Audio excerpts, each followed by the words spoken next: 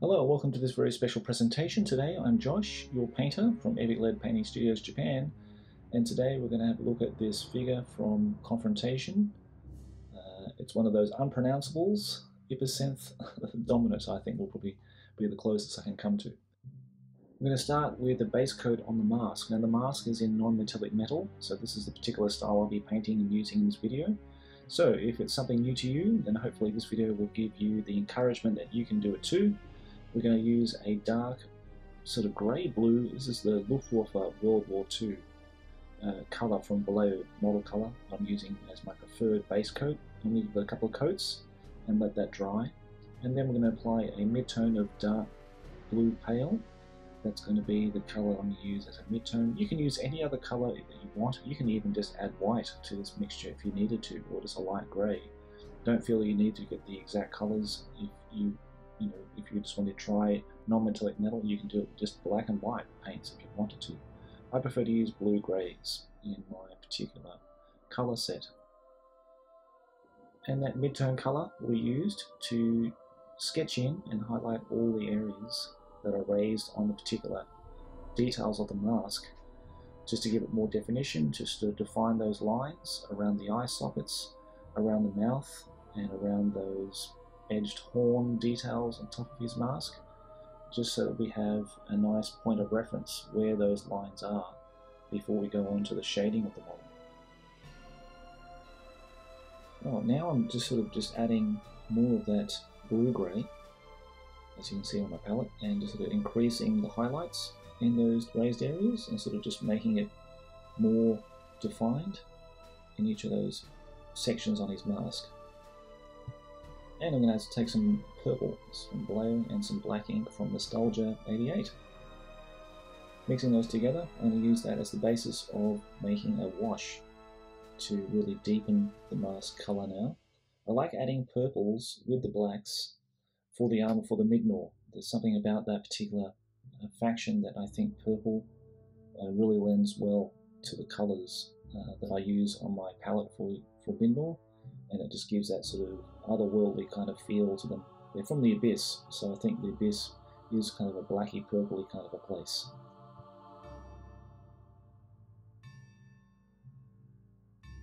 Some wolf grey to my palette to make it even lighter to the blue grey. I'm going to use that as a further highlight, just to really finally pick out those areas on the mask. Once the washes are dry, we probably gave that a couple of good washes just to deepen the colour of the mask. And I'm just going to use that very light colour now, just to ping out the very edges, and just minimally though, just making sure that I'm not making too broad a line of highlight, just to ping it out, just to give those little sparks and points of light on the mask.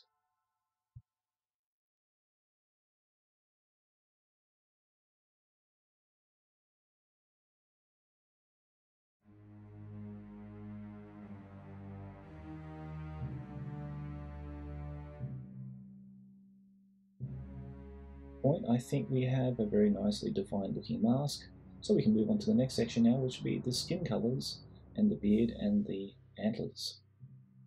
So for the skin colour, I'm going to use some Sunny Skin Tone, some Prussian Blue, and some Gory Red from Below, and then mix those together, because the Mignor are basically dead and being resurrected, all sort of stitched together. So you see a lot of the models have got lots of stitchings and that kind of thing, holding these little buggers together. So his skin will be very off-coloured, and I'm going to use a lot of reds and purples and blues in the skin tone just to make it look more otherworldly again. So giving that a good base coat and making sure we give it a good couple of coats, thinned out coats, just so we have a nice coverage there of the skin.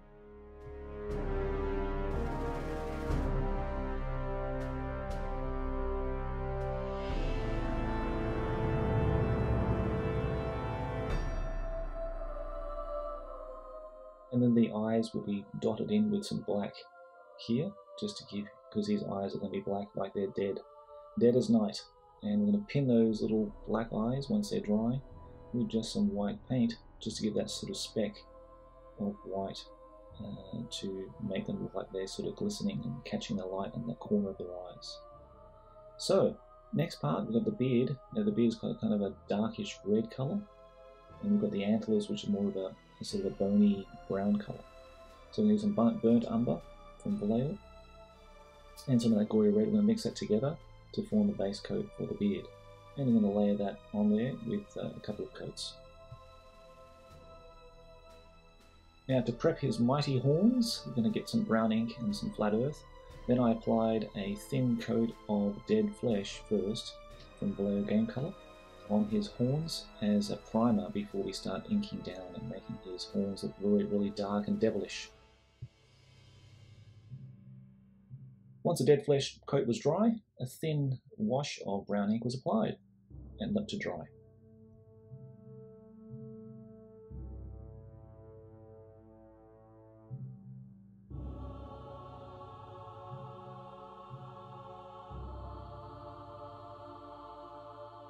As we move into the body of the model, now the armour was painted the same way as I did the mask, same techniques and colours.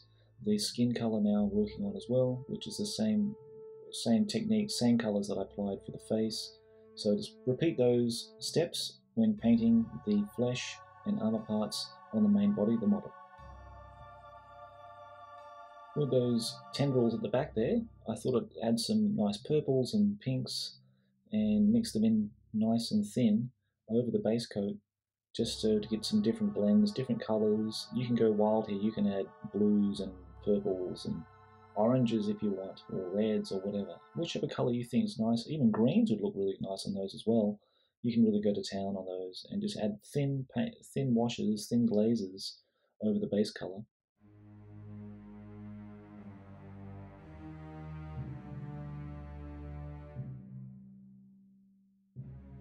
I went back and added further thin glazes of purple directly to the tendrils to make them really dark from the very source of where they're coming out of the armour, and lighter as they stretched out to the ends of the tendrils.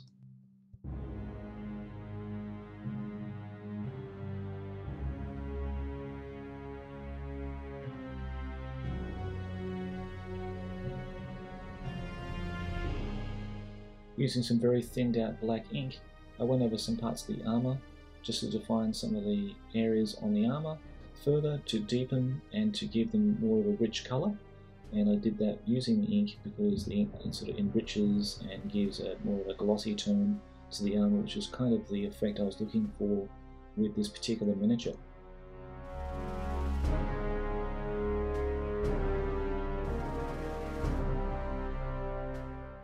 Now, if you want to paint bone, there are several motifs on his armour. I have this skull decorative piece on there, on the back, and there's some on his kneecaps, and I think on the elbow joints as well, part of his armour. So what I did for that, I just added some dead flesh, some brown paint, and some black paint. They're the three main paints I used, and a mix of those equally to form the base coat of the skulls. Add some white to the base colour for the highlights.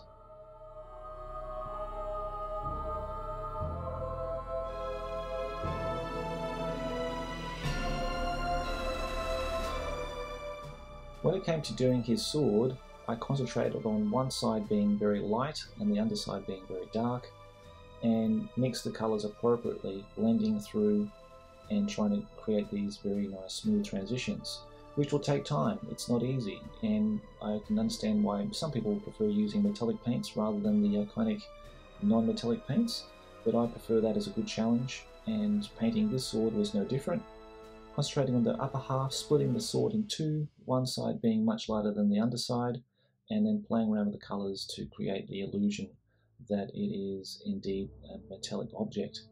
It's one of those facets of Rackham painting that I found most intriguing, and it's been a great journey all these years trying to unlock all the secrets that the Rackham painters, those geniuses that they are, how they did this. And it's been, each model presents its own challenges, and if you enjoy the challenge, then I'd really suggest you sort of try to take it on and do your best with it. Basically, you're just trying to create two sides, one being light, one being dark.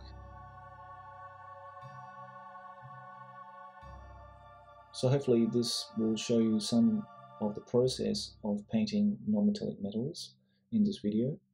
If you have any questions, please leave them in the comments below. It's basically a process that will take a lot of patience, and if you have the patience and you have the time, then you can really try to make and emulate the style that Rackham was quite famous for. You can see on this axe handle here, I've done the same kind of thing, creating a stark difference between the light and shade on the axe, and creating sort of very thinned out glazes of highlights on the blades. With the sword, finally, I wanted to create this kind of greenish hue to the base of the blade, which is something similar to the studio guys had done as well. I did that just using some jade green. I mixed a bit of jade green with some ivory, and then just made a very, very thin wash of that, and used that as kind of a wash or glaze just to tint the color of the base of the blade, just to give it sort of this mystical looking magical effect to the weapon. And as he's a character, it would be fitting to have something kind of special for him. So that was kind of the approach I had, and I sort of just did it on the side of his armor as well, on his weapon arm. Well guys, thanks very much for making it to the end of the video. I hope you enjoyed the whole process of me painting this particular miniature. I really enjoyed it, and I hope the techniques in this video helped you somewhat. If they have, please let me know in the comments below. If there's something that you'd like me to improve on, please let me know in the comments also. Hope to see you again in the next video guys. Happy painting and enjoy your confrontation. Take care, bye bye.